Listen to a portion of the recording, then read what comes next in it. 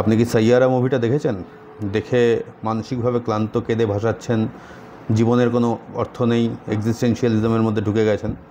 এরকম কন্ডিশনে থাকলে আপনাদের জন্য একটা ভালো ছোট গল্প রেকমেন্ড করি। আরও আনন্দ অ্যাপে এসছে, অভিনন্দন সরকারের লেখা বৃষ্টি যাকে ভালোবাসে, 6 মিনিটের গল্প, ছোট্ট গল্প, একেবারে বুঝতেই পারছেন। একটি ছেলে তার সে বৃষ্টি ভালোবাসে, কিন্তু বৃষ্টি যখন হয় তার কিছু না কিছু ক্ষতি হয়ে যায়। আর আরেকটি মেয়ে আছে, মেয়েটির নাম বৃষ্টি। তার সঙ্গে সে এই ছেলেটির থেকে অনেকটাই বড় লোক। ছেলেটির কাজে খুব একটা মন নেই, একটু উদাস উদাস কবি ধরনের মানসিকতা। মেয়েটা ভীষণই প্র্যাকটিক্যাল, অনেক বড় লোকের মেয়ে, তার বিজনেস আছে, দুজনে মিলে একটা বিজনেস স্টার্ট করে। তারপরে কি হয়, হেনাতেনা হয়, শেষে গিয়ে একটা বৃষ্টির সিন আছে।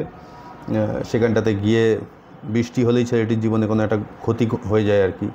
এবারেও কি ক্ষতি হয়ে গেল, এইসব নিয়েই ছোট্ট মিষ্টি প্রেমের গল্প। ভালোই লাগবে পড়তে আর কি।